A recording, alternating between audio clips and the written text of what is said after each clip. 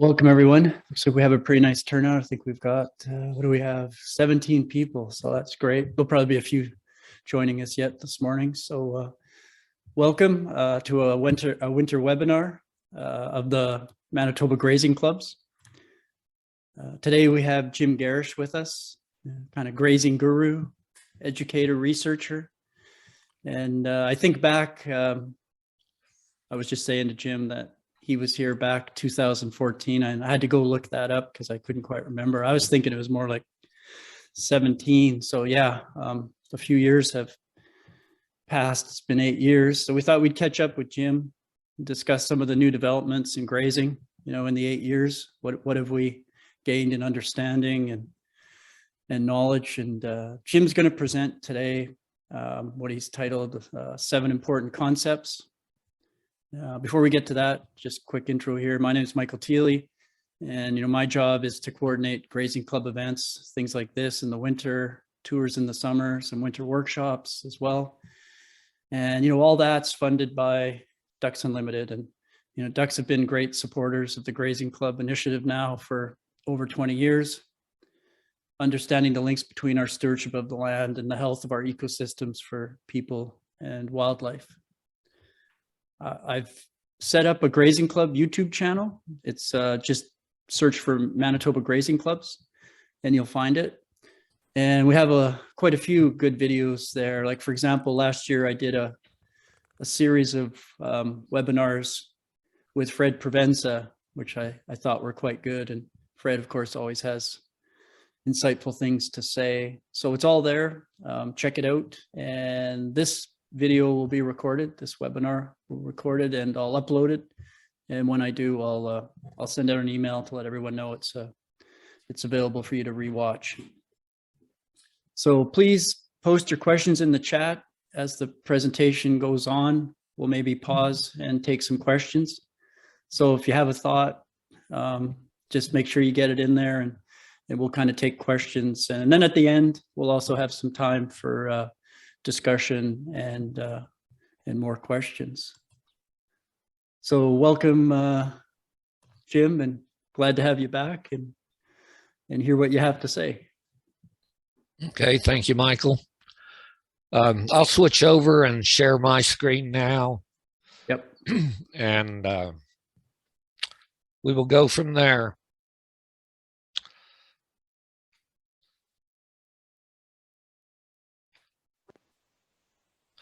So, hi, everyone. I'm sure that I've met a few of you when I've been up there in Manitoba in the past. If not, hi, good to meet you. So, yeah, Michael had initially asked me, hey, what's new in the last 7, 8 years? And because I'm so old and been doing this so long, it all kind of runs together.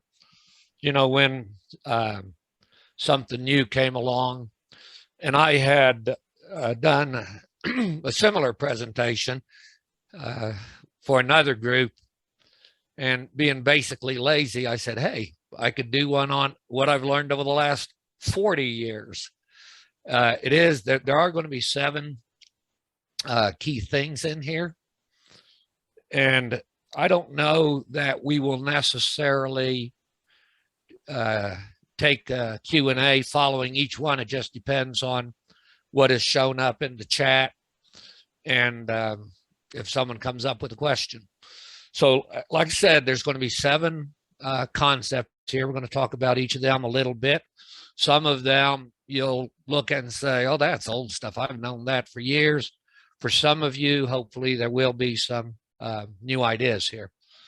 So this first one that I'm going to start with is why time matters more than space. And I find, as I've gotten these last few years, and I very often refer to, when I was in school in the 70s, this is what we were taught. And when I was in school in the 1970s, in undergraduate and graduate school, the focus was really on stocking rate. It was management of space. And the idea was you just put the right number of animals out there and you leave them there until they've eaten everything up. And there was a general consensus, and this was especially true in range management, probably a little more in range management than pasture management, but there are still a lot of pasture researchers in very temperate climates who were kind of the same way, that the rotation, the MIG, the adaptive multi-purpose, or not multi-purpose, adaptive multi-paddock grazing, none of that matters. It was all about stocking rate. And it probably, it probably took me about 30 years to unlearn that. You know, I always had my suspicions about that. Pardon me. I'm not dying of tuberculosis or anything. It's just in the morning, I do tend to have a little morning congestion. So 10 years ago, I just, flipped the switch and said, screw this. It's only stocking rate that matters stuff. And we became very focused on time management. And so when we think about a grazing cycle, we have two components. There's a grazing period and a recovery period. And if you think about it, and as soon as we say period, we're talking about time. If you think about the grazing period, mostly negative things are happening to the plants in that pasture, and to an extent, possibly with the soil also. So the longer the grazing period is, the more negative these things become.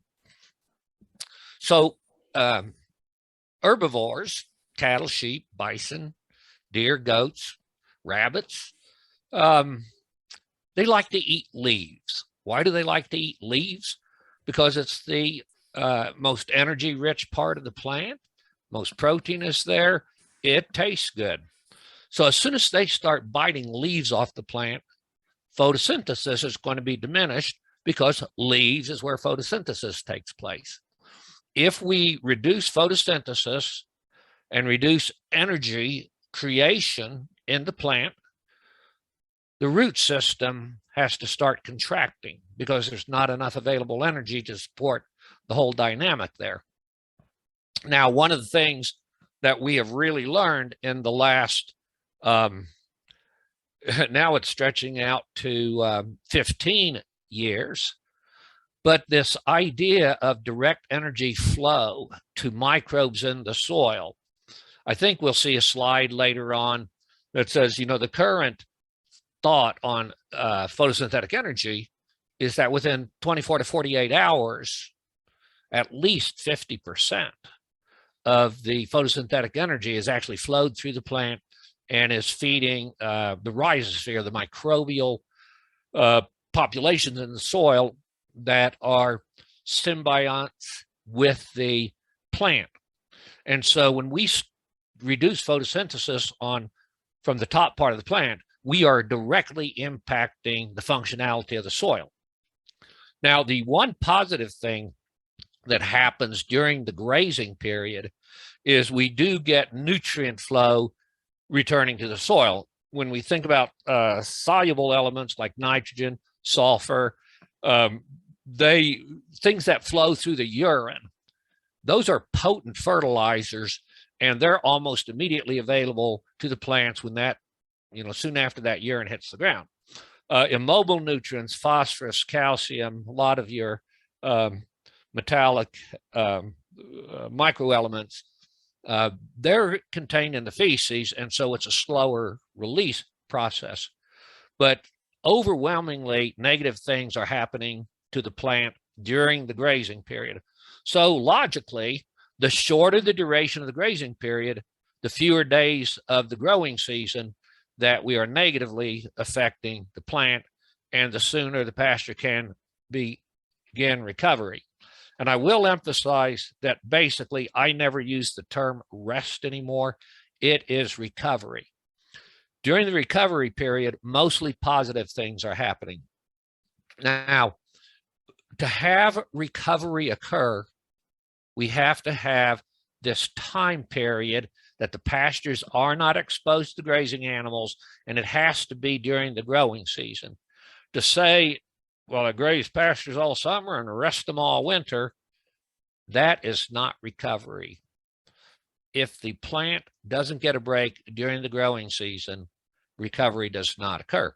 So the positive things that happen, as soon as we take the animals away and new leaves start to grow, photosynthesis is going to increase. And it increases up to a point. The point to which it no longer increases is when the plant again reaches maturity. All right, once we have energy, more energy being created in the top part of the plant, it flows to the roots. The root system can start expanding after it gets to a certain level of energy, and the direct energy flow to the soil is resumed. Nutrients that are in the feces are being released as that breaks down. Okay. So that's mostly positive things happening. Now, there is such a thing as over resting a pasture. And here I'm specifically using that term over resting because recovery takes place and then it kind of flattens out. We get to a point of a stale solar panel, so to speak. So we can make recovery periods too long. More often, though, at least historically, recovery periods have been too short. The grazer looks out there and sees, oh, the grass has turned green. There's some new leaves. Let's put the stock in there again. And those are how we get into having recovery periods that are too short.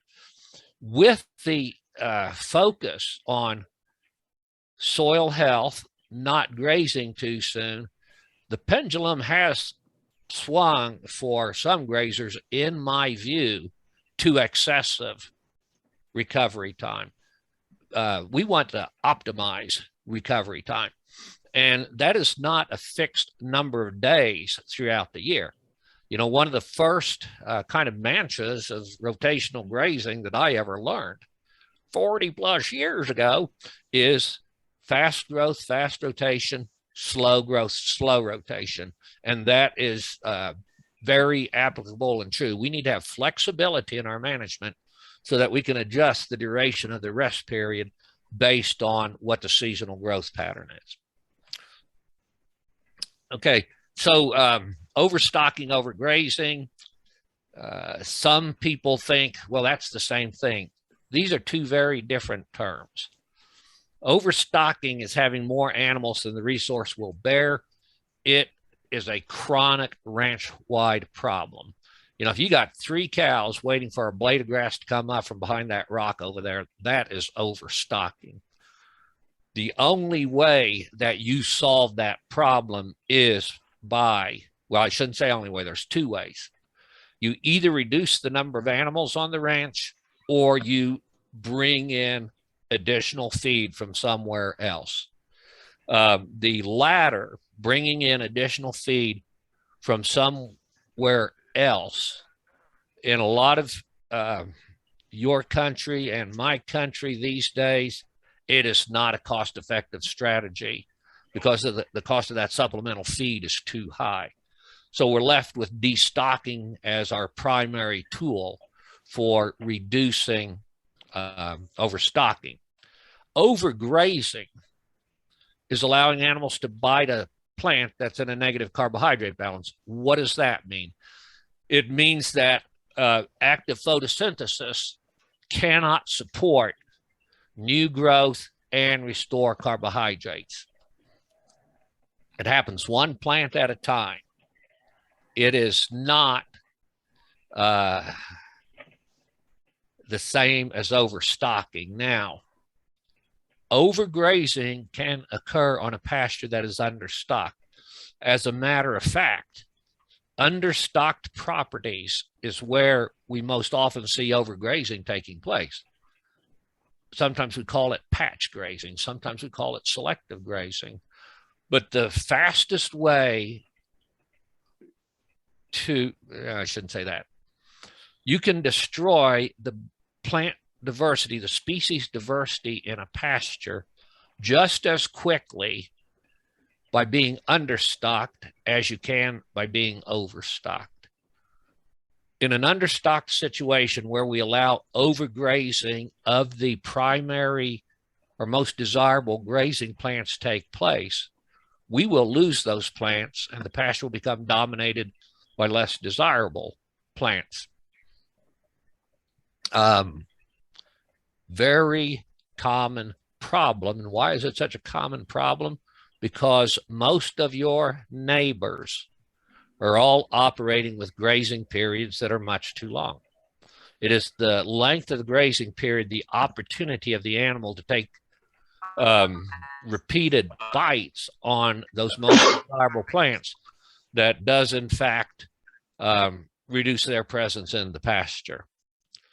There's two ways overgrazing happens. One is staying, as I just described, you stay on the pasture too long, excuse me, and let the animals repeatedly graze and bite the most desirable plants.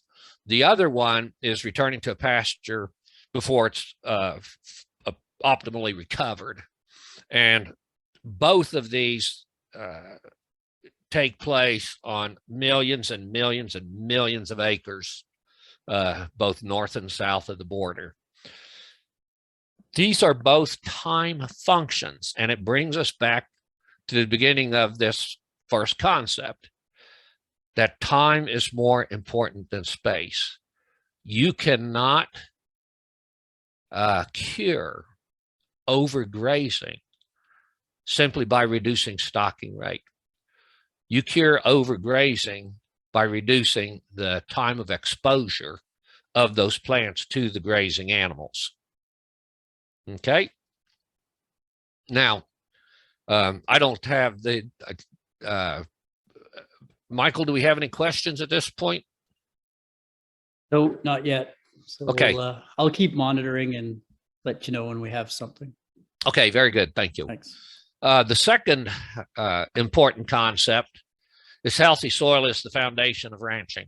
Now, I could have put that one first and time matters second, but we can't create healthy soils until we take control of time of exposure and time of recovery. You know, it's a chicken or the egg sort of thing there. But healthy soil is the foundation of ranching. And the whole soil health conversation really started in about 15 years ago. And this paper published in Australia, I say 15 years ago, we could say 20, 25, because some, real forward thinkers were talking about it before that. But it became a widespread part of the conversation. And this was one of the foundational papers that started that piece of conversation. And I've just pulled two excerpts out of that paper, which are really profound. And, you can read those yourself, but the top one basically says that the healthiest soil is found in native grasslands, and the lowest soil biology and least functional soil biology is found in row crop land. Tillage is the act that destroys most soil biology. The second one, and this was the introduction of the idea that there is a direct flow on a daily basis of new photosynthetic energy directly to microbes in the soil. So going back again to when I was in school in the 70s, I had one course in, soil biology at that time. And the only thing I got out of that course that I can remember is nitrogen fixation, the wonderful thing. And Illinois would be buried under 40 foot of corn stalks if it wasn't for microbes breaking down corn stalks. Didn't get much else out of it. And certainly not a conversation about how extensive what we know now, how extensive the ongoing symbiosis between soil microbes and living plants are. The idea 40, 50 years ago, 100 years ago, was that plants grow, they die, and after they die, microbes would decompose them and release nutrients and things. Whereas now we know that there's a huge interlinked economy. Sometimes we call it the soil food web, sometimes we call it the web of life. But I think of it as commerce, that the plant is trading photosynthetic energy to microbes for various minerals, enzymes, stuff like that to make the plant more functional. This is, in terms of developing science, this is probably the area that in the last 7 or 8 years that Michael was initially talking about. This is the emerging science in my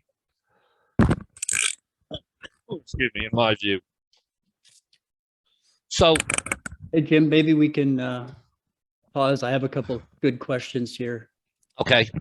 So if we go back to lesson 1 and talking about time, the question is, there's a balance between under rest and over rest. How do I find the balance? What signs do I look for in the grass? Okay. This differs a little bit between a productive environment and semi-arid rangeland. I consider Manitoba to be a more of a productive environment than a rangeland environment. Okay. Yep.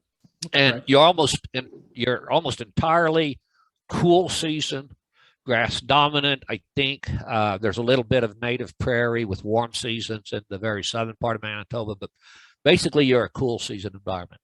So the way we typically assess recovery in cool season grasses is based on the number of leaves, active leaves on the tiller. So if we have a grazing event, we're going to monitor leaf emergence on those grasses. And the minimum leaf number for recovery to where that plant could be grazed again is 3. I prefer grazing at 4 or 5 leaf stage. So what that, if you know, when a grass plant gets bitten off, the point of the leaf is bitten off and there is a blunt end to the residual leaf. When I say we need 3 new leaves developed, that would be you're looking at it and you find 3 leaves that actually have a point on them, not just an extension of the blunt edge. And so 4 leaf stage is when there's 4 leaves per tiller that have a point on it. 5 leaves would be 5 pointed leaves, and so on. So that's the criteria that I use. And how many tillers do you look at? Typically 10. If you just, take a few steps across the field, pinch it off at ground level, pick a tiller, take a few more steps, pick another. If you pick 10 of them, count total leaves, divide by 10, that's your leaf stage. So if you had picked 10 tillers and it's 23 total leaves, that's 2.3 leaf stage. That plant is not recovered and it should not be grazed. If you have 34 total leaves, you're at 3.4. Yes, you could safely graze that plant. And when I'm talking about grazing in this situation, I'm talking about a 50 take half, leave half approach, basically. In irrigated pasture, we're more aggressive in our grazing because I know I'm going to on center pivots here, right out the window there. We would be typically putting on 3/4 inch of water every 3 days. So I make it rain, usually if the equipment doesn't break down. Within any grazing event, it's going to get watered in less than 72 hours. In a natural rainfall environment, you don't have that control, and so you got to monitor it a little more actively what's going on. But as I said, my preference is to be grazing at the 4 to 5 leaf stage. That is optimal recovery in my view. And there's another question. Yeah, good. Thanks. That's excellent. Let me add. let me add one more thing there. So people are going to say, well, what about the legumes? And in my experience, if you manage this pasture based on leaf stage of the grass, usually the legumes are just going to come along for the ride. All right. That's good to know too. You mentioned cool and warm season or native and tame, and that's kind of the question. Half of our pastures are tame species. The other half have some native species. Tame pasture, I have a handle on recovery. How do I manage recovery with cool season and warm season species? Which do I work on from recovery? Okay. So I'm not sure in Manitoba when the warm seasons would start growing, how many days after the cool seasons have initiated. That's roughly, the cool seasons would get going, say, the active growing part of the season would be like June into early July, and then the warm seasons would kick in at, end of June, start of July. Okay. All right. So there's going to be the first grazing of the year is going to be almost entirely cool seasons. Right. The second grazing is either going to have some warm season or be almost entirely warm season. The warm season natives, and I would guess that that up there, that's probably some Indian grass, Cytosgramma maybe, or those the kind of grasses we're talking about? Yeah, big blue stem, little blue stem, big blue, green little blue needle, western wheatgrass. So some of those are cool season. Those are cool seasons. Yeah, that's right. Yeah. Yeah. So the actual warm seasons on the tall grasses, I look about 5 leaves as the minimum for initiation of grazing, and 6, 7, 8 leaves would be a more desirable grazing stage. I'm guessing that it's probably only safe to graze your warm seasons one time during the active growing season. What do they call the frost-free days or active growing season up there? Oh, 100 days, just not all in a row necessarily. Yeah, that's sort of the joke. Yeah. Mm-hmm. But I'm guessing that no more than half of those days would actually be, from a temperature standpoint, really considered warm season growing days. Is that accurate? Yep. Okay. Yeah. So I suspect there's only one legitimate grazing event on warm season grasses during your actual growing season. If it's going to be grazed a second time, it probably ought to be in the dormant season. And warm season, cool season mixtures, if you are doing controlled grazing, we get in the dormant season very good use and utilization of, browned off what looks like nasty warm season grasses, as long as there's a cool season bite with it to provide the protein to allow the rumen microbes to digest the warm season fiber. You can get good utilization out of mixed cool season, warm season pastures in the dormant season. Okay, great. Thank you. One more question here. Most of our paddocks, pasture fields were clipped shorter than ideal to get through last summer, fall. And that was because of our drought. Winter feed stocks are budgeted to last until approximately early May. How do we best manage grazing during the month of May when growth is occurring, but still not to the stage that grazing would possibly or should be happening? My answer there, it sounds like you're actually overstocked. And in the longer term planning process, looking at winter and feeding and the spring growth, because earlier you said that it's really about the 1st of June before your pastures were properly recovered for grazing. And if you only have enough stored feed to get into early May, you should have made a destocking decision further back in the winter. So what you're faced at now, to me, is either you find some other pastures to lease, you buy in some feed, and I really doubt if you can afford to pay more than $80-90 a ton, for hay. I don't know, what the availability is up there. But if you need to keep the herd numbers where they are now, and you're not going to have recovered pasture to the 1st of June, probably you should be buying some feed to delay turnout. We could say, oh, just take a small bite and move them quickly. But if you don't have a normal spring growing season, if drought returns to you, then you're going to be looking at coming back to pastures on too short a time frame without optimal recovery, and it'll just further degrade the pasture. So my recommendation, as the situation was described to me, is either you do some additional destocking right now, or you have a plan to buy in the additional feed or lease some ground so that you don't have to be on your pastures until they are optimally recovered, which is probably going to be the 1st of June.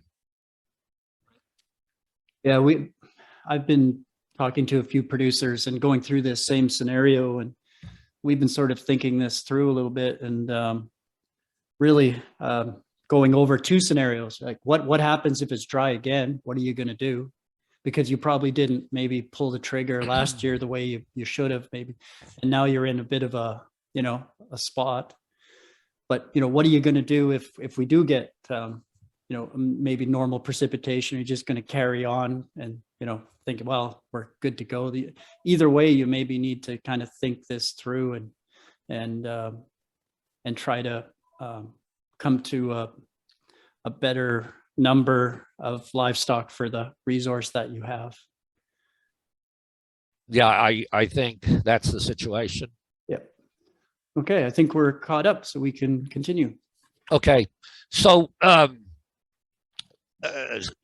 soil scientists used to, we've known for 100+ years that there's a chemical factor, a physical factor, a biological factor of soils.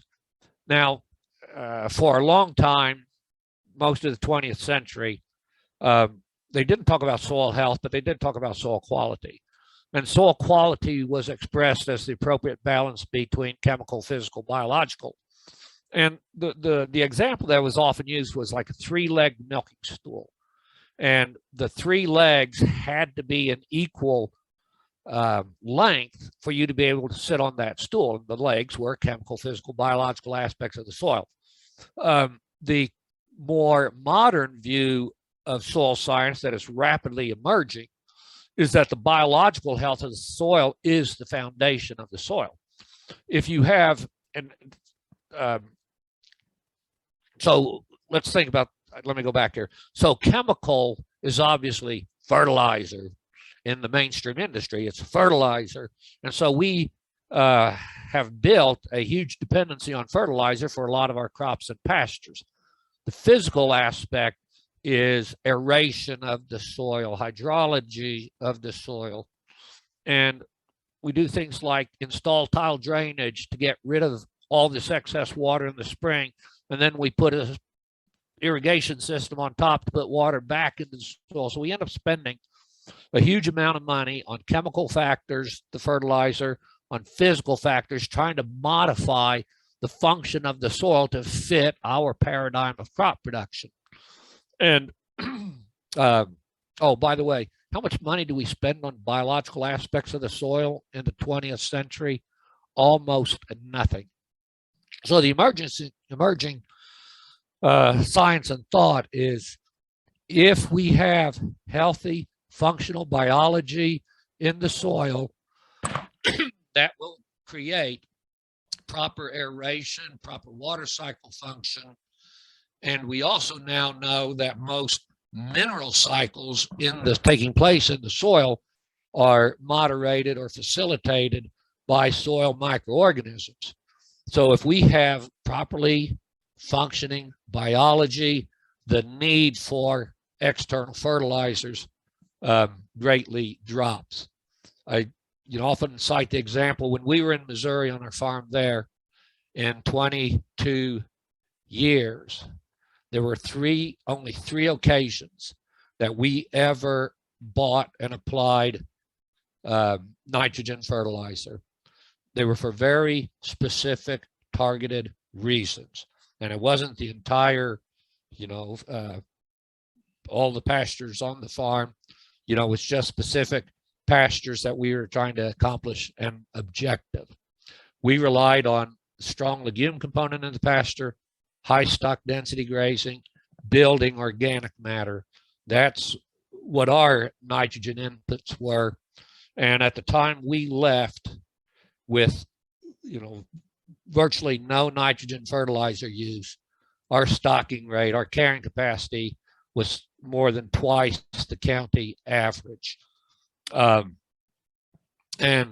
had I known in the 1980s and early 90s what we know now about soil biology and nutrient cycling, the phosphorus and the sulfur fertilizers that I did put on, excuse me, I probably wouldn't have needed to do that. If we focus on creating functional biology in our soils, we are well on our way to reducing the most common inputs of fertilizer, soil, or hydrology modifications, that we've been doing over the years. Our objective is to create excellent pasture. Good grasslands are the foundation of feeding cattle on a range. So when we talk about excellent pasture, this is the way I describe it: high in energy, adequate in protein, mineral rich, species diverse, palatable, and durable.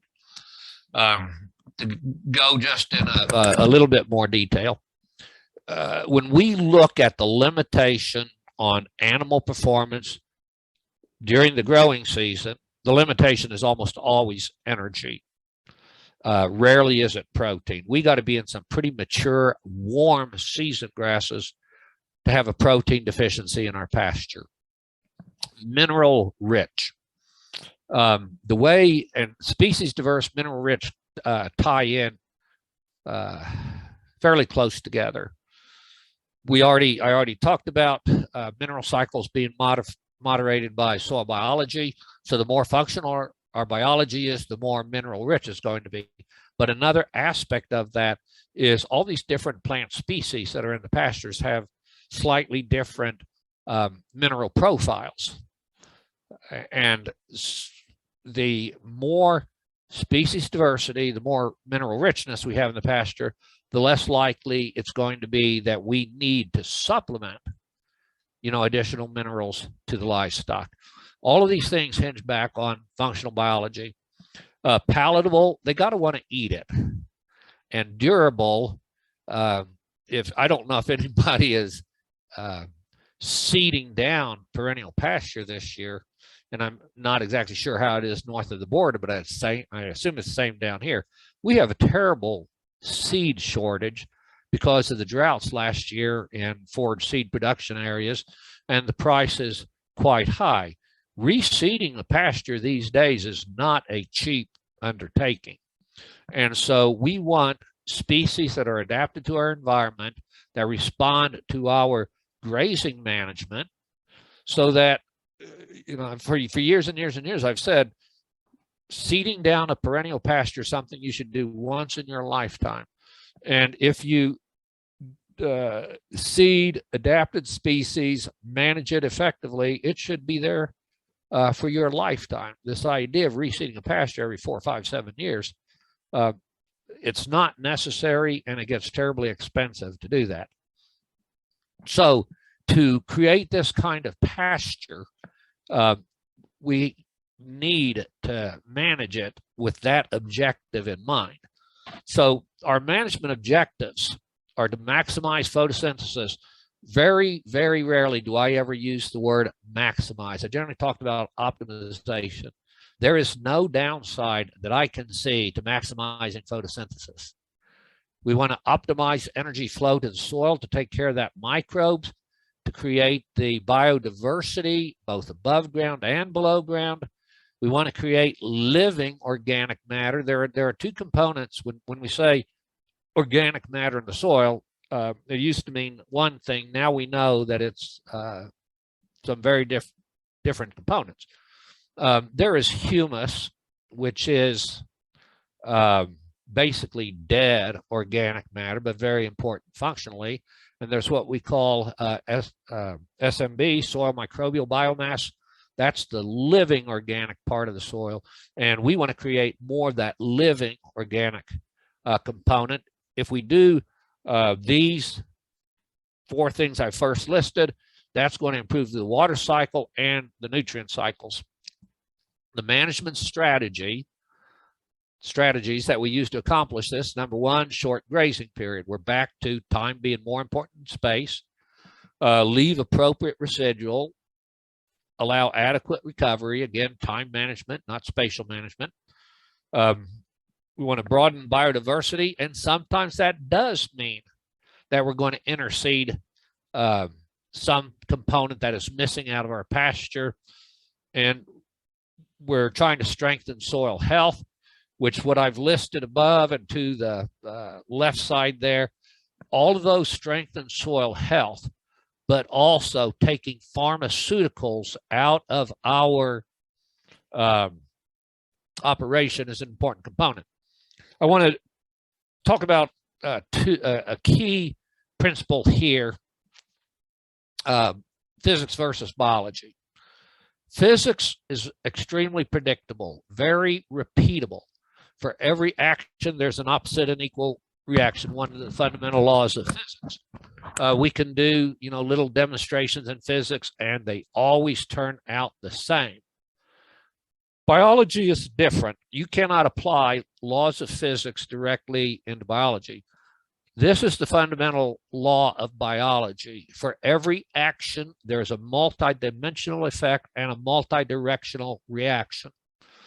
In evolutionary science, we talk about the environment shaping the organism, but the organism also reshapes the environment. And if you want to look at an organism reshaping the environment, all you have to do is look at the human species.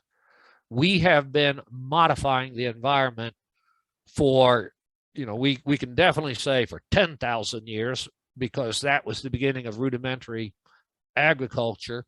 But probably there's good evidence that 30, 40, 50,000 years ago, humans were using fire as a tool to manipulate vegetation to attract animals in. There was a group of animals that they're all largely extinct now. We talk about the megafauna, the big animals, the ruminants that weighed 2 or 3 tons, which early humans largely hunted to extinction. And the removal of those large ruminants began to alter the grassland community. And then we can get, right up to our conversations of human-induced climate change right now. People have been changing the environment for years, but a bird, a microbe, a particular animal, they modify their environment by selecting what they eat and how they do. So we do not have, excuse me, perfect repeatability in biological management, because our management changes the environment, which changes the organisms, and those organisms change the environment again.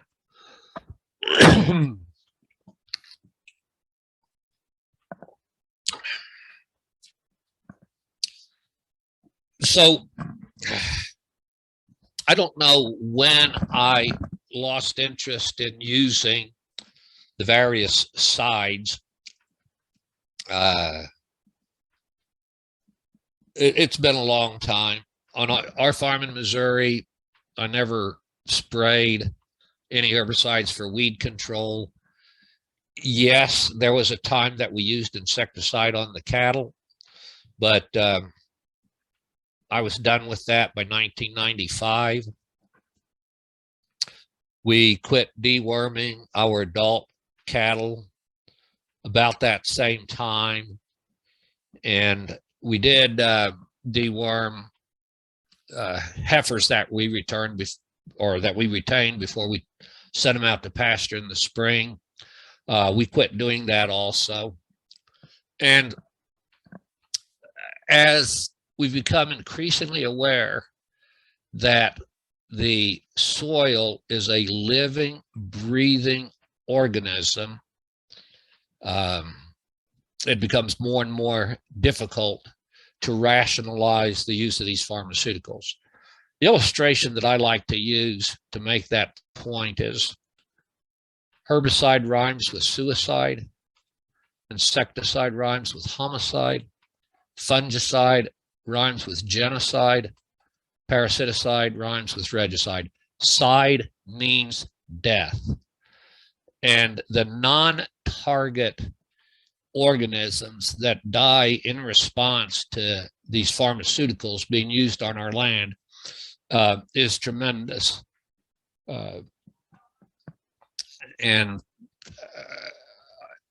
So some people say, oh, so you're an organic farmer. I am so far beyond organic. It's ridiculous. Hey, here's another one. Or actually, we're changing concepts. Any additional questions come in, Michael? Nope, nothing yet, but that was excellent. Thank you. Thank you. Let's, how about this one? The oldest concept of all in any of this: water makes grass grow. So as a lot of you know, I spent the first 46 years of my life in the Midwest. Grew up on a farm in Illinois, went to grad school in Kentucky, and then spent 23 years in Missouri. Those are all high rainfall environments. The further east you go in the states, the wetter it gets. But where we were in Missouri, it was 38 to 40 inch annual precipitation. Kentucky was like 46, 48. And yeah, it rained and grass grew and stuff like that. And then I moved to Idaho, where our natural precipitation for the nearest weather station to us, or record point, is just a couple miles away. 7.88 inches is our annual precipitation here. And so I came here, and on the ranch unit that we manage, yes, we have some desert rangeland, we have mountain foothill rangeland, and we have irrigated pasture. And I never appreciated water as much until I came out here and I look at the desert and I look at our pivots. And those are very different. Both of those are very different from the natural precipitation environments that I had grown up in and worked in for years. We've been 18 years, at the end of this month will be 18 years that we've been in Idaho.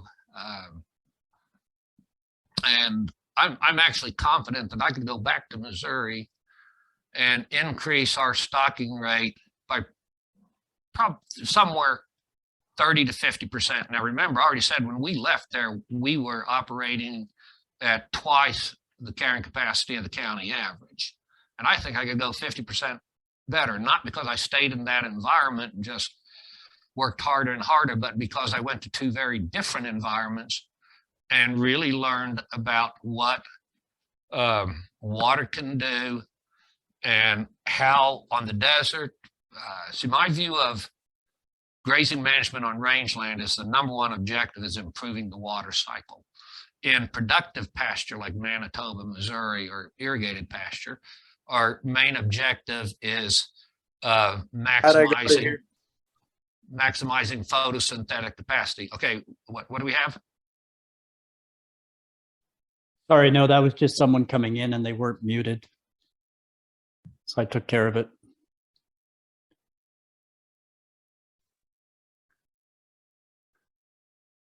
Okay.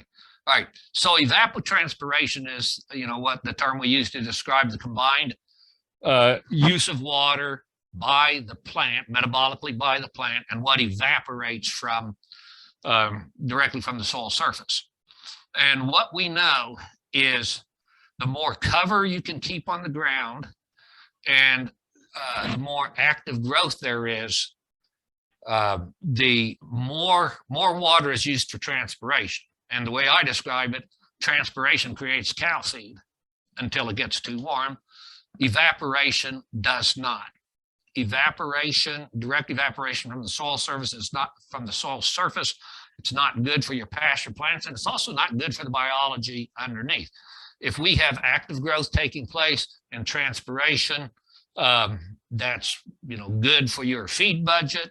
It's good for the health of the pasture. It's good for the health of the biology below it.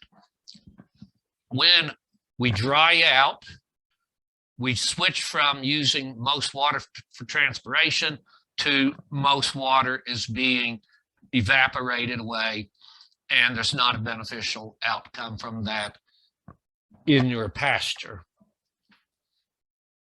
Organic matter in the soil is a very key piece of water infiltration and holding water. A higher organic matter soil does not at the same temperature, does not evaporate as much water as a low organic matter soil. So by managing our grazing with the objective of increasing, photosynthesis, energy capture, energy flow to the soil, we will improve our water cycle dramatically. In most drier environments, and as you go from Manitoba to the Rockies, it gets drier. And Saskatchewan, Alberta, when I'm in those provinces, I'm really emphasizing the need to increase litter cover on the ground, organic matter in the soil, so that you can hold more water in those soils. In a productive environment, sometimes, especially in the spring of the year, we have excessive water and we wonder, how do we get rid of this? I'll tell you what, I'm not sure whether that's a better situation or a worse situation than being in a 10-inch rainfall environment. I've met an awful lot of ranchers who've had places both in the east and the west, and almost all of them say they would rather be in the dry environment and manage water shortage than be working in an environment of saturated soils and regular flooding taking place. And I share that opinion. So controlling the amount of time that animals spend in an area isn't just about growing the leaves back. It's about growing the roots back, increasing soil biology, and creating more functional water cycle, better mineral cycles. It's not just grow a few more leaves. So I use these two pictures a lot. Some of you may have seen another presentation where I've done this, because it illustrates a real key point. These places are the picture on the right is our irrigated pasture. The picture on the left is another sprinkler irrigated pasture on a ranch 5 miles down the road. Similar water rights between the two properties, very similar soil. This mountain here that's behind our cattle, if you were standing among these cattle looking to the northeast, you'd be looking at exactly the same mountain. That is how close they are together, but you see two very, very different pictures. All right, so carrying capacity, the upper limit of carrying capacity is defined by the environment. It is your management that determines how much of that potential carrying capacity you actually capture. And I thought this was going to have some numbers here. So on our pasture, our 17-year average grazing yield is about 243 AUDs per acre. In our best year, we were 318. This neighboring property down there, and I'm happy to say that it has actually been, that place was bought several years ago by a more progressive rancher, and it looks nothing like that now. It's probably close to the same production level as ours after about 8 years under the new management. Okay, but under the previous management, about 120 AUDs per acre is what they harvested off that place. So this idea that water makes grass grow, it's fairly predictable. And so this table here, it says it's standard table for estimating pasture dry matter yield, animal unit day carrying capacity based on effective precipitation from 42 to 47 degrees. And I remember most of the touring that we did, when I was there in 2014, was in, I would say, the southern third of Manitoba. Yep. And so that's going to be 46, 40, or no. I forget where the boundary is. I guess the border is the 49th. Yeah. So it's it's not that far out of that range. So, yeah. So we have tables like this for 35 to 42 degrees. And maybe I've got one for 48 to 54. I just left this one in here from the last one.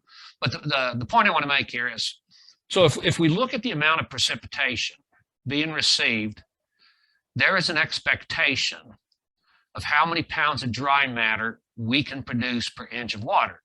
And you'll notice that as the precipitation regime goes up, the yield per inch of water actually increases up to a point, and that point's about 30 inches at these latitudes. There's no value to getting 45 inches of precipitation because the growing season isn't long enough to utilize 45 inches of precipitation. So if we take the precipitation amount, multiply it times the yield, this gives you an idea of what the potential yield of grasslands are. So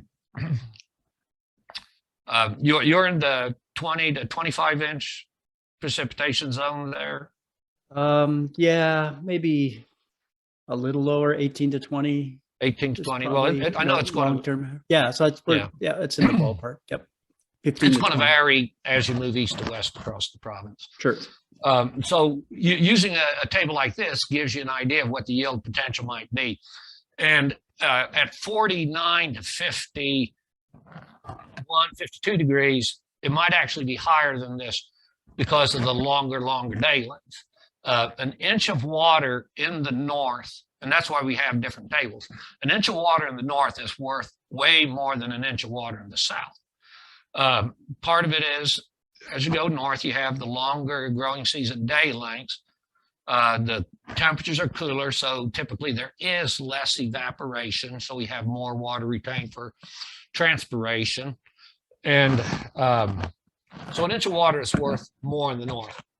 And then we have target utilization rates for the different environments. And as we get more rainfall, more water in the environment, we can operate at a higher utilization rate. And I want to emphasize, this is seasonal utilization rate, not temporal.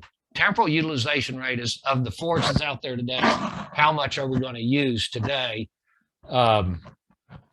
The seasonal utilization rate is of all the forage you grow in a year, how much actually gets into the gut of your animal. You can do a take half, leave half approach in these higher precipitation environments. 50% temporal utilization and still achieve 70–80% seasonal utilization. At low precipitation regimes, I don't even advocate taking 50% of the forage off. And we go through all those calculations, and it tells us what an expectation of yield per acre as AUDs per acre, animal unit days per acre, is going to be. So these are benchmark figures. If you are beating these numbers for your environment, it means you're doing a better job of management. If you are not meeting these numbers, it means there's room for improvement. Next concept. You can never have too much grass or money, but you can have too many cattle.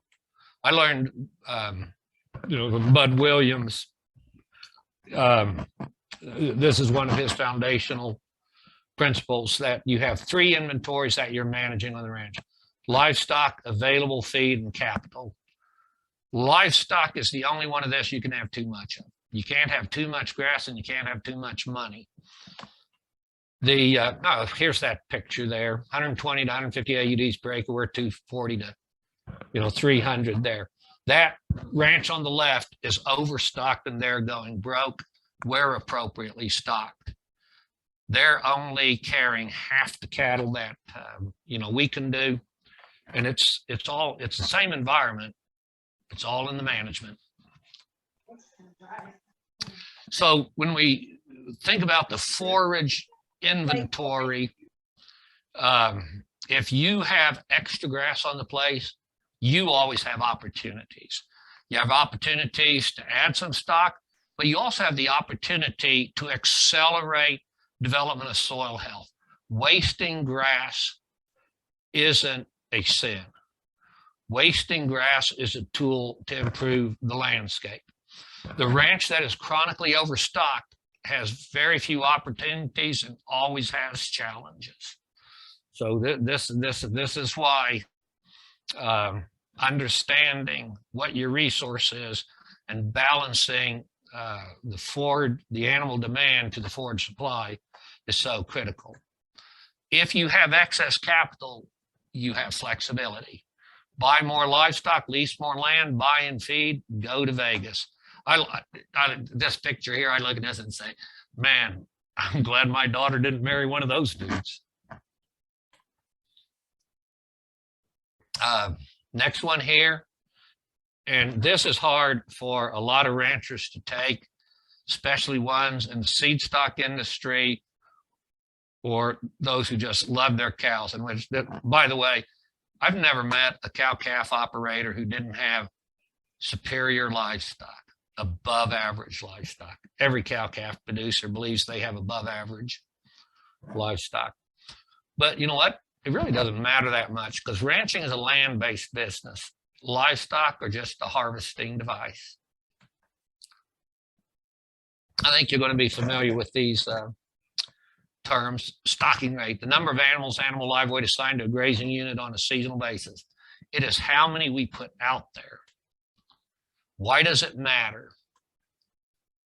It's a primary determinant of profitability. In general, the more animals on the place, the higher the revenue stream is, unless you are overstocked and animal performance is suffering, because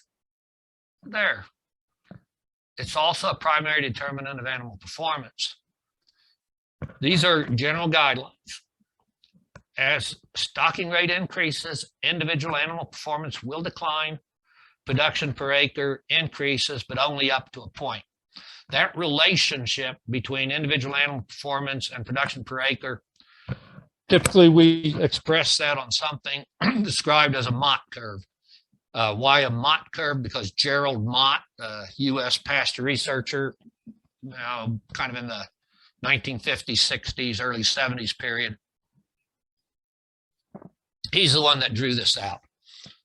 So on the bottom axis, he shows increasing stocking rate, vertical axis, performance.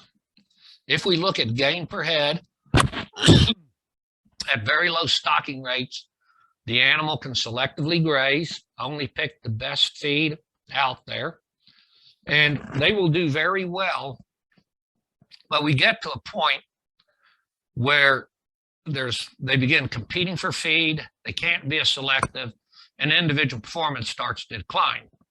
Now, if we can increase stocking rate while increasing performance, gain per acre goes up. And it will continue to go up until individual performance has fallen below a certain level. Now, Gerald Mott, he said the optimum stocking rate is where those two lines intersect. Mott was actually not incorrect. He was an agronomist, not an economist. Economic optimum actually occurs just before you reach the peak in gain per acre. That means we can afford to give up more individual performance than a lot of people believe, as long as we're still increasing our gain per acre. Why is this? Because it is a land-based business, not an animal-based business. If you look at most of our costs, other than the cost of the animal itself and veterinary costs, basically everything we have is land-based. Land ownership, land lease, property taxes, seeding, fertilization, fencing, stock water, irrigation, weed control, all of these things we're doing on a per acre basis, not a per head basis. And so there we are. Took me a while to figure this out. Not that long, because I was spending money back in Missouri on some of these things. But this is one of the most difficult concepts for a lot of cattlemen to accept, is that their animals are just incidental. If you've been to a Ranching for Profit school, you've heard either Stan Parsons, Dave Pratt, Dallas Mount. One of them talk about 3 secrets of profitability. One is reduce overheads, improve gross margin is next, and accelerate turnover rate. Reducing overheads. In my consulting business, working with a lot of producers, mostly in the US, but also Canada, Mexico, Australia. What I see in a lot of their finances is overcapitalization in equipment and facilities is what's really breaking the ranch. The smaller the operation, the truer this tends to be. Low labor efficiency is also common. Labor is an overhead. If you, in the US, go to our state's extension cow-calf specialist and you ask, how many cows should a mom and pop operation be able to run? And they're probably going to say 400 to 500. If you look at the more successful ranches in the US, it's going to be 800 to 1,000. In Australia, their national standard is 1,500 cows per full-time employee. The best stations there in Australia, they run 3,000 cows per employee. That's a huge difference in labor efficiency. Part of it is because in the US and Canada, we tend to look at a cow as an individual. We think if she's having calving difficulty, we should assist her in calving and get that, calf up.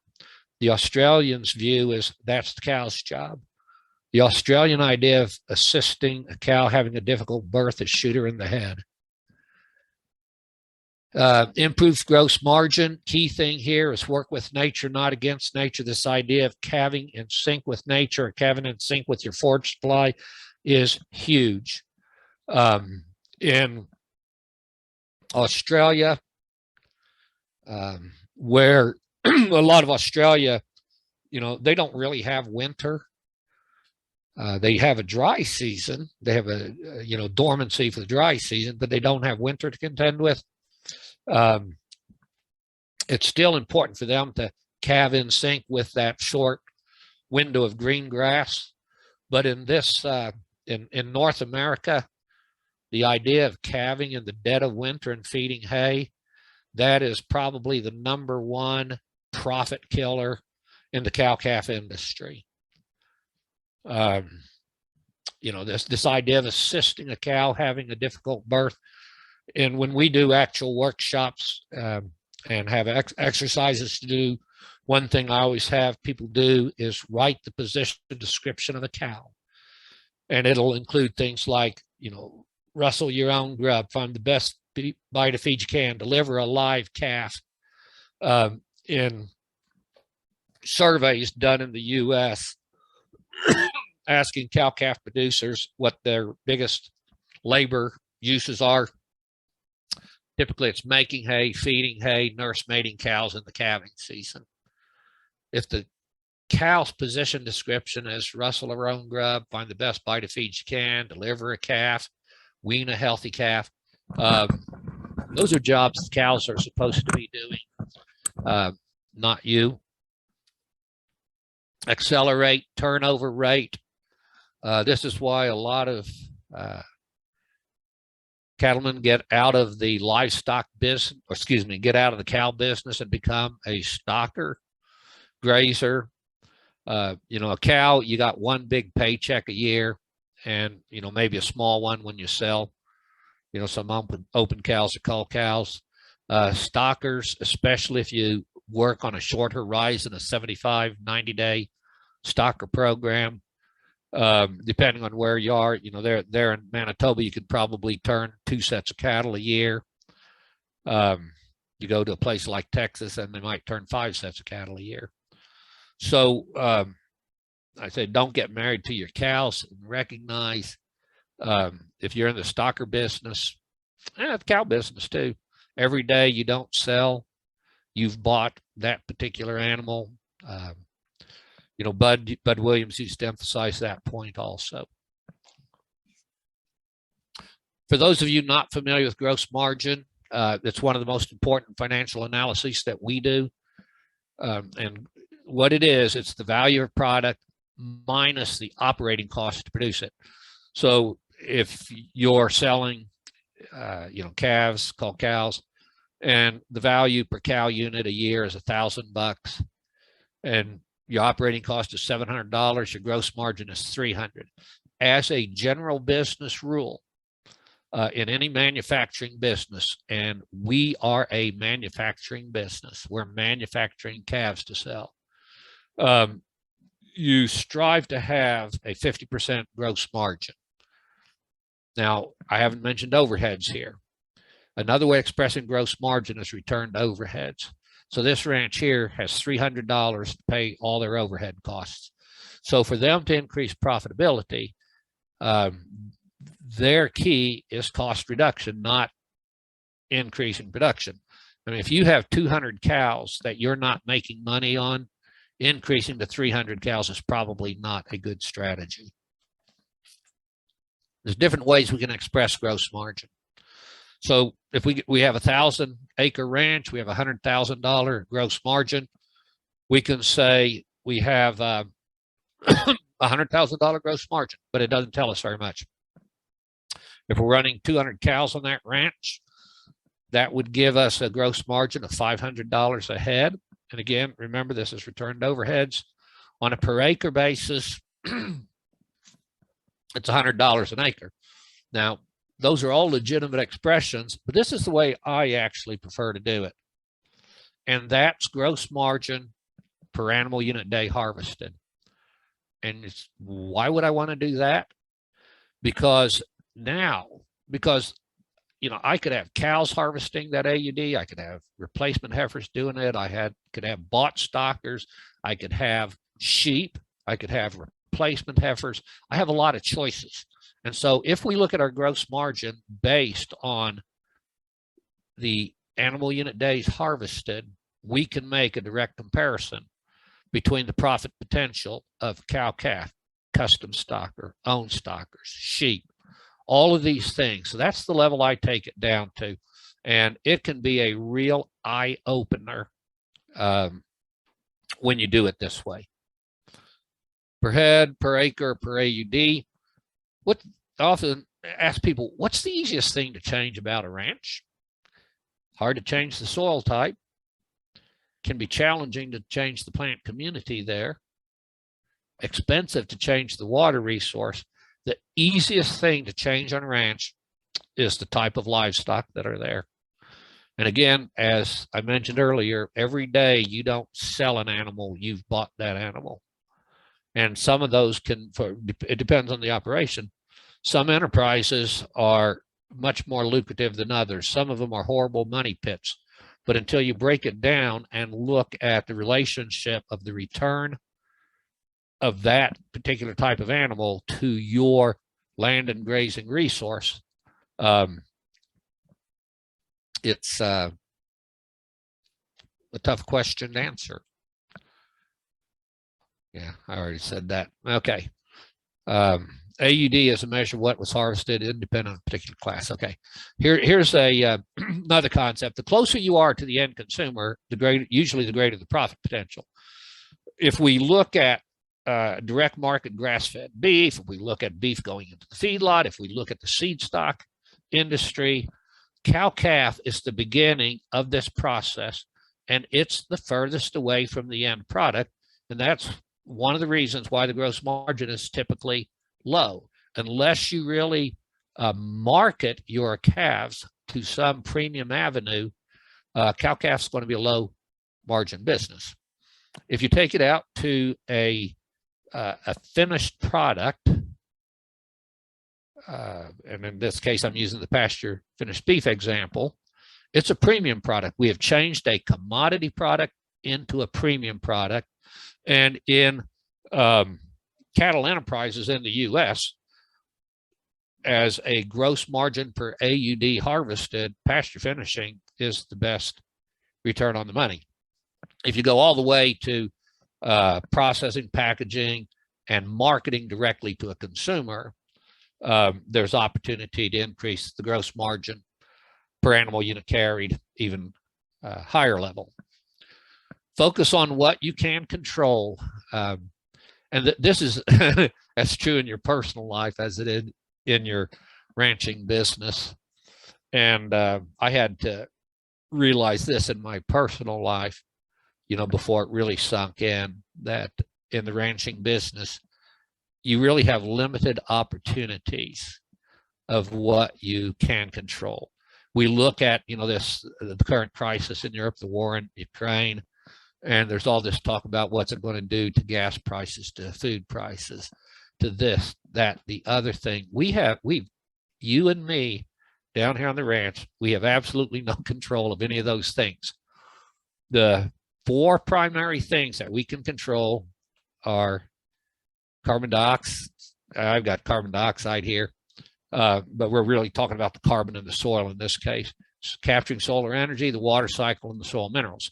This is all it takes for producing meat, milk, and fiber. Those 4 ingredients. And our everyday choices in grazing management changes how we use these resources. Most of your neighbors are grossly underutilizing these resources, and they're spending too much money on diesel fuel, the equipment, God knows what all they're bringing in. If you really focus on your property and the management of the solar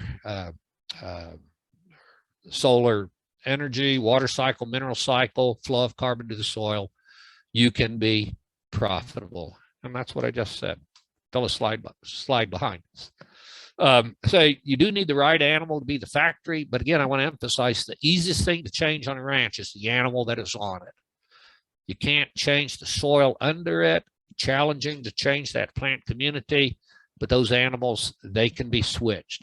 So you need to understand the market, what your resources will support, and fit the right animals to those resources. And the last one here is I will have no fear of wasting grass. And again, this next section is in a lot of my presentations, and you may have seen this one in the past. So we have a pasture that's ready to be grazed. This is a phase 2 pasture. This is work did when I was at the University of Missouri.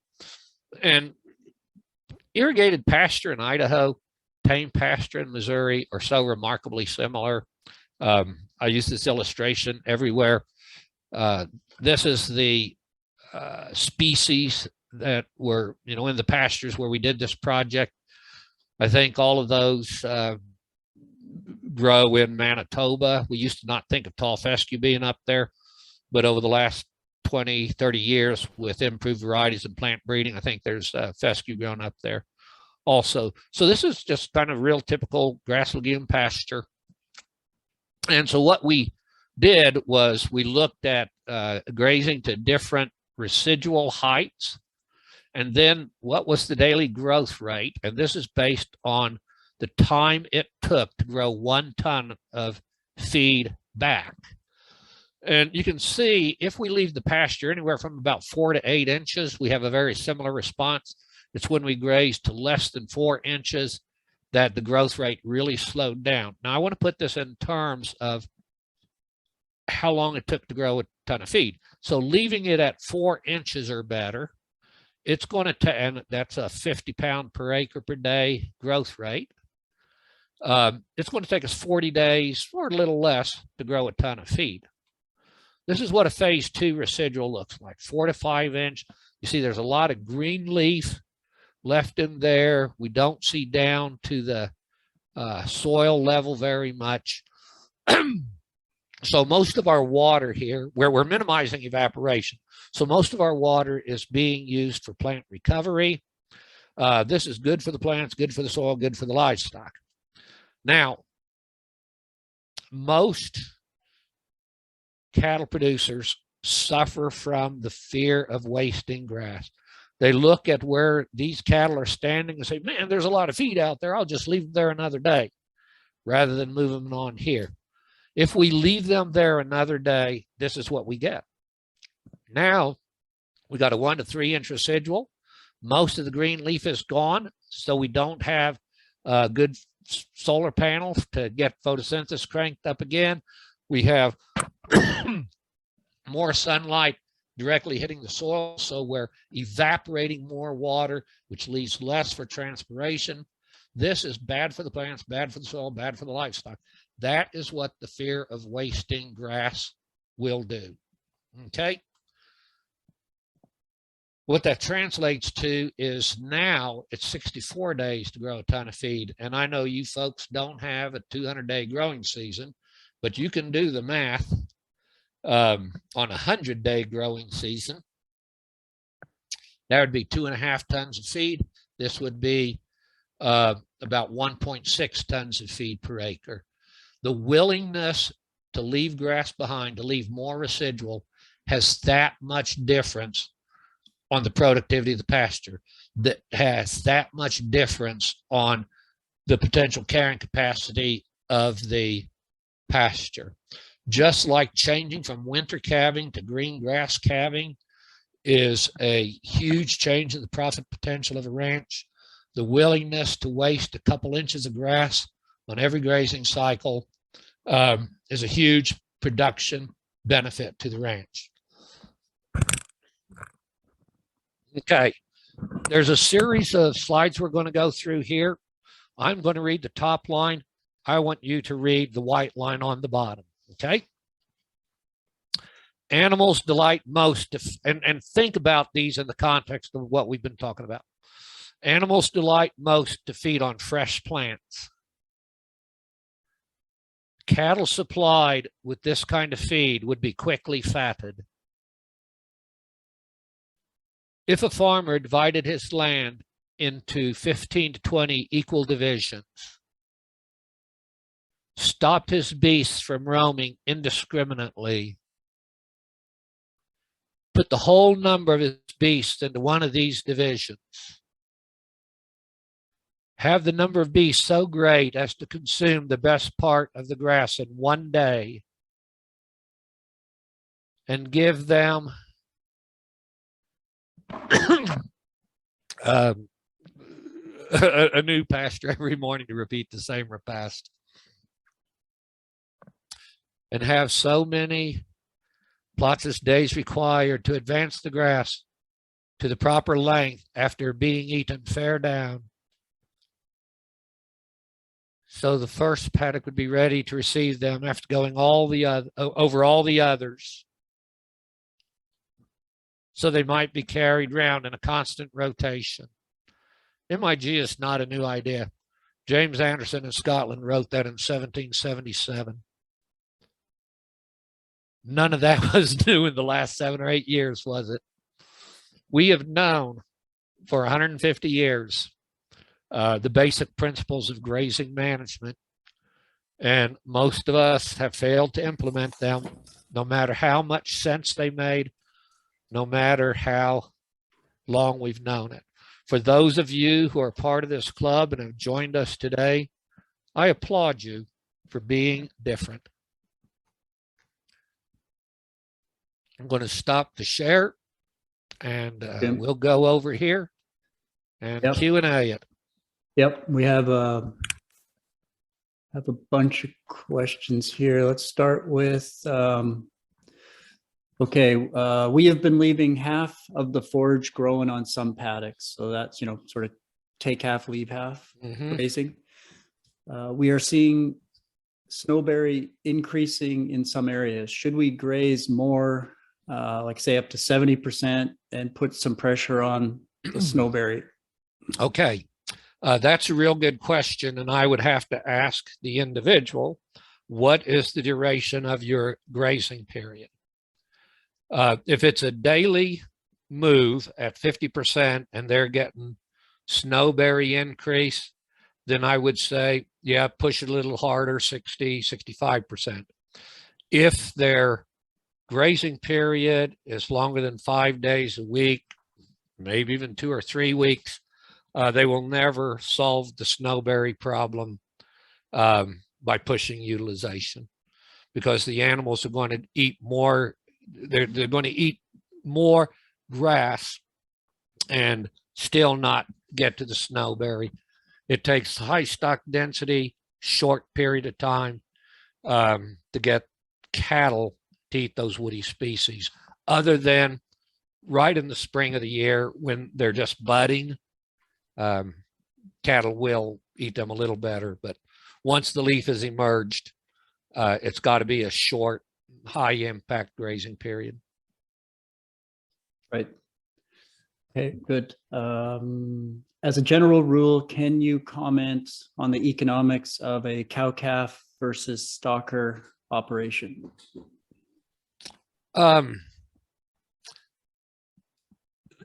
There can be a huge difference in overheads.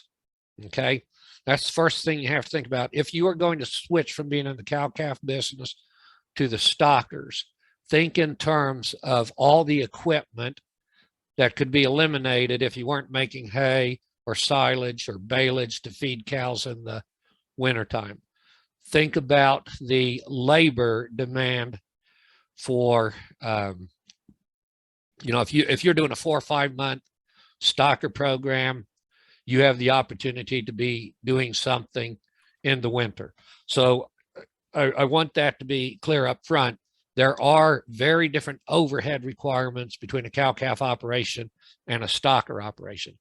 If we're going strictly on, the margin between operating costs and the value of the product, that really depends on where we are in the cattle cycle. On the falling side of the cattle cycle, stockers is not a good business to be in, because you're very likely going to be in that buy high, sell lower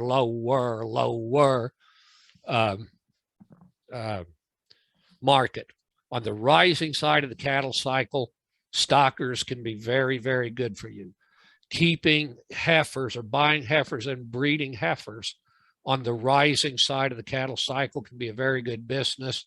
It can be disastrous on the falling side of the cattle cycle.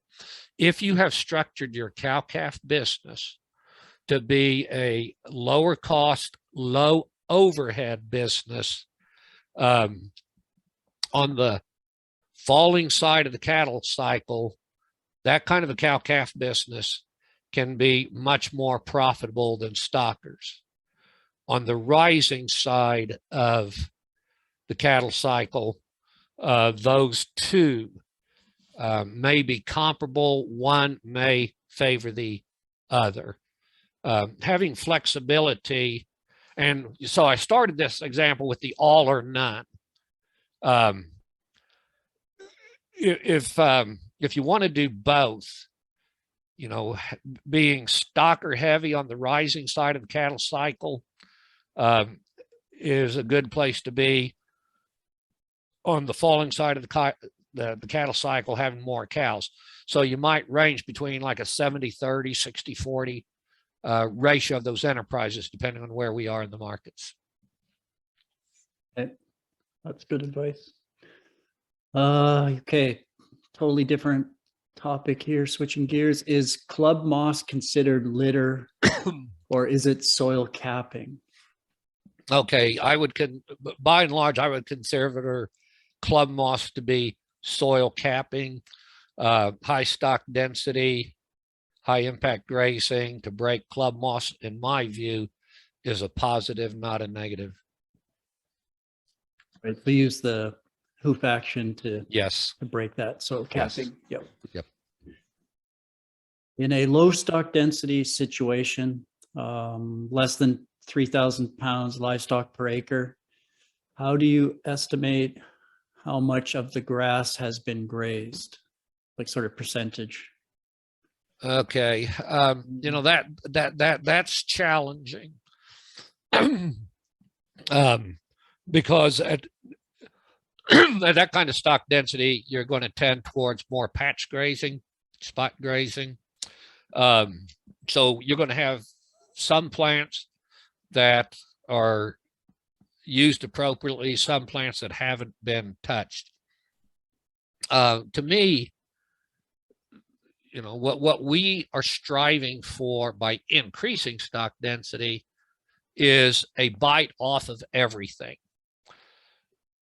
There's not many pasture situations where I'm looking for a uniform post-grazing residual, because most pastures are uneven canopy. When we start grazing, your residual should end up being uneven, but we would like to have a bite off of everything. Low stock density, you don't get a bite off of everything, and that's why low stock density grazing tends to push a pasture towards less desirable species and removal of the most desirable species. And it depends on, you know, what the base pasture yield is, whether 1,000, 3,000, 10,000 is low stock density.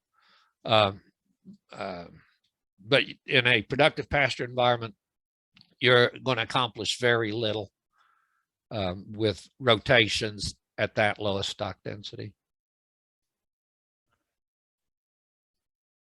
That's it for the question. So if you have a question, please type it in the chat now. And but yeah, I have a couple questions, Jim. One would be, last summer we had a situation of drought, you know, drier into late August, or late July into early August. And then we also had maybe unusually high numbers of grasshoppers, and what the cows didn't get, the grasshoppers did, and then, you know, the drought on top of it. Do you have any sort of pointers on how to deal with grasshoppers and drought simultaneously, as far as, like, you know, being adaptive with your grazing management? You know, that opens a very broad philosophical conversation. And I'm going to step away from grasshoppers for a minute, because the conversation that, you know, a lot of ranchers have heard, and, you know, it's showing up more and more, you know, in the trade magazines. Down here it is, at least, I'm not sure up there, but it's this idea of, do fly stress cattle, or are flies attracted to stressed cattle? I am in the camp of belief that flies are attracted to stressed cattle, and that stress might be mineral deficiency, might be the way we handle and interact with our livestock. You know, there's environmental stress, social stress, nutritional stress that will affect the performance of our cattle. So just put that in the back of your mind. It has been well documented now that potato leaf hoppers on alfalfa are drawn to stressed fields. And that most often is either a mineral stress or water stress. Okay. I mean, these leaf hoppers are 10,000 to 20,000 feet up in the air, and boom, they come down on a particular alfalfa field, and there can be another field adjacent to that that's completely untouched. And so I come to grasshoppers. If flies are drawn to stressed cattle, if leaf hoppers are drawn to stressed alfalfa, can we also make a conjecture that grasshoppers are drawn to stressed pastures? And you'll say, well, of course they are. It's drought stress, and we always get grasshoppers when there's drought stress.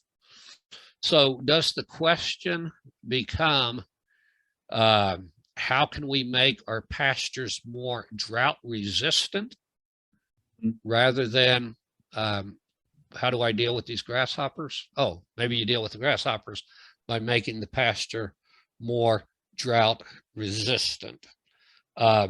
Just putting that piece of conversation out there.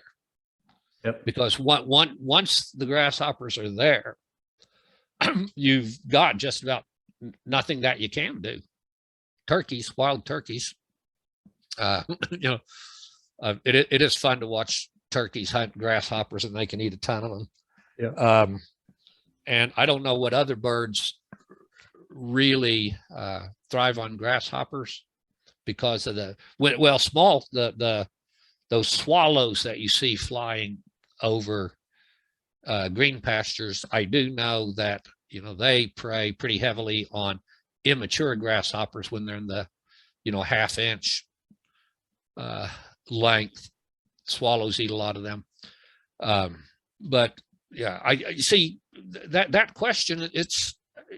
We all face it. I have seen it time and time again. We saw it in Missouri. We occasionally see it here in Idaho. But I think we might not be addressing the problem. We see that the grasshoppers are a symptom, I think. And so we're, like so much of our conventional management is trying to tackle symptoms. We might be missing the root cause of the problem. The root cause of the problem. Yeah. And then we're left with, well, you know, what are we left with? Then they're looking at getting out there with, you know, with another side, you know, an insecticide, like you talked about earlier. Yeah. Which is going to kill a lot of beneficials. Right. Exactly. I don't, you know, ivermectin is one of the most studied agricultural pharmaceuticals there is. And, you know, it started with just, it kills dung beetles. And, you know, a lot of people were skeptical of that first. And worldwide, and I used to have the website marked, I don't. But from research worldwide, the last time I looked at the list, there's over 1,200 non-target organisms that have been shown to be negatively affected by ivermectin. So there's a whole lot of chemicals that are touted as, you know, being, you know, safe, environmentally friendly. Very, very few of them are. They can advertise that way because basically they've never been evaluated for what their broader effects are. Yeah, they haven't been evaluated for the full biodiversity of of the planet. Yeah. Question about high stock density. What would be required density to get a bite off everything? Well, it depends on how much forage is out there. Like on our irrigated land, my normal everyday stock density is 70 to 100,000 pounds of animal live weight per acre.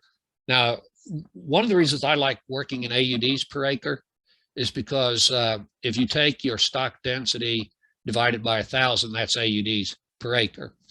So if we have a dry land setting where the forage supply is only 6 AUDs per acre, we're probably not going to get a bite off of everything, even if we're herding down, just because the spatial area that the animals have to cover, they're not going to get everything. In a very productive environment, like I said, typically we can be at 70 to 100,000. So it really ties back to what your forage supply is to get a bite off of everything. But I would say in my overall experience, to get a bite off of everything, it's probably around 30 to 40,000 pounds of animal live weight per acre, which means in your harvest, you would be removing 30 to 40 AUDs per acre. At that level, you are probably getting a bite off of 90% plus or minus of the grazable plants out there. Right. So that's probably a good target stock density to work towards if you're getting into a more management intensive system. Yeah.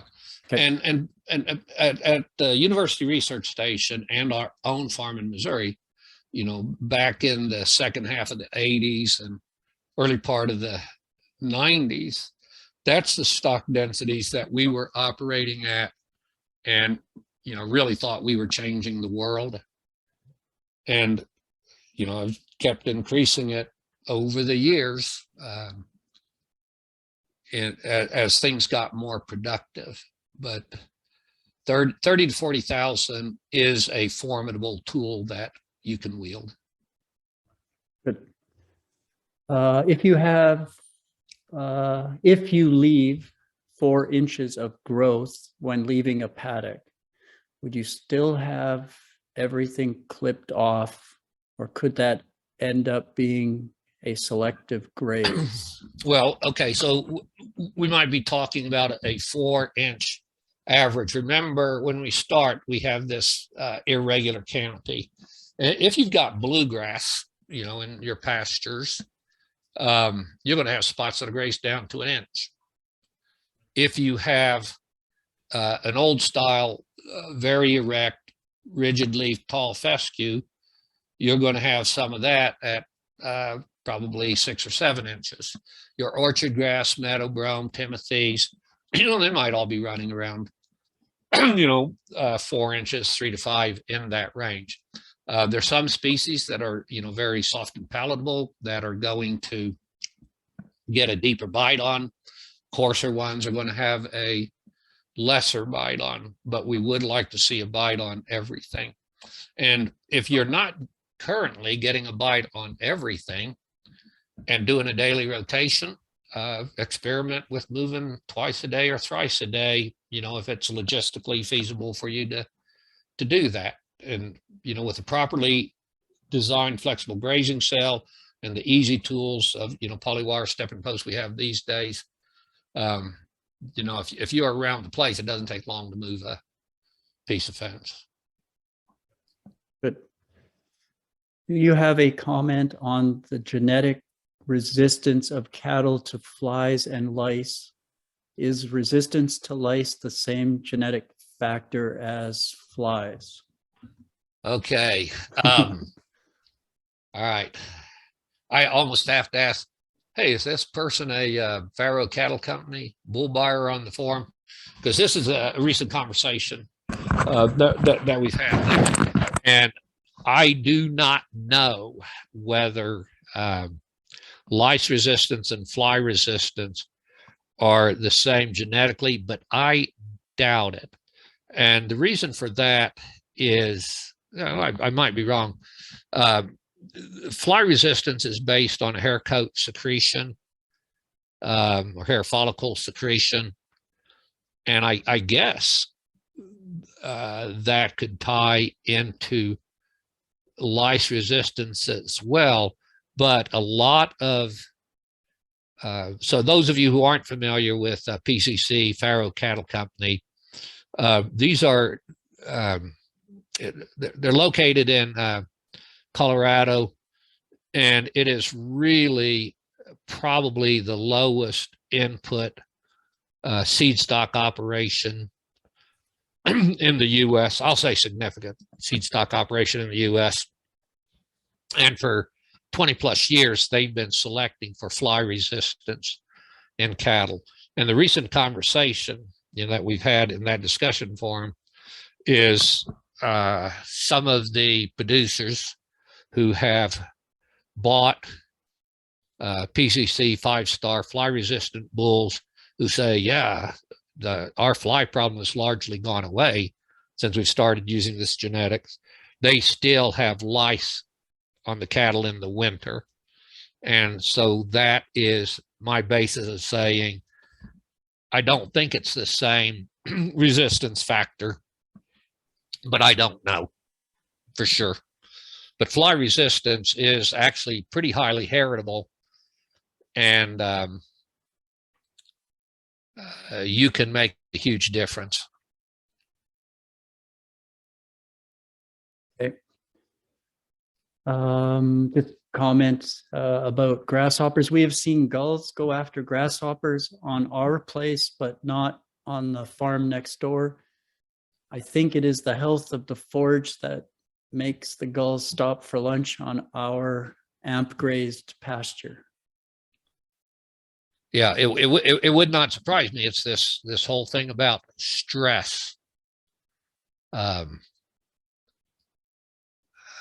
If the forage is healthier, it's going to be attractive to a wider diversity of birds, and birds are a very key part of all insect cycles in a lot of different environments. So yeah, if you can create a forage that attracts, or a plant community that attracts a wider diversity of birds, you are probably going to have fewer insect problems. Cool. Good. That's all the questions I see here. One last question that I had is comments about the increased use of diverse cover crops in grazing. Do you have all right, in the U.S., we went through the 1970s and 80s, 90s, where farms became more and more specialized. The cattle were removed from an awful lot of cropland, right, and now we're seeing it swing back. And as more crop farmers use cover crops, there's more interest in getting cattle back on their property to get the beneficial effects of manure cycling and so on. If you are a crop farmer or mixed crop and livestock farmer, then I'm a big fan of cover crops for grazing. If your operation is entirely perennial pasture and you're keeping those healthy and diverse through proper grazing management, then I see minimal value of trying to incorporate a cover crop into a healthy perennial pasture system. But if you do crops and livestock both, by all means, get some cover crops going there. Yep. Great. Good. Well, I think we'll stop there and okay. Say thank you very much. That was great, Jim. Really appreciate it. And like I said, we'll get this recorded. It is recorded, and I'll get it up on YouTube. And, okay. Thanks You're everyone welcome. for attending. We had great turnout. I think we had over 30 different people join in. So Well, really good. appreciate it. Thank Thanks you a all lot. for coming. Have a great weekend. And I will say so long.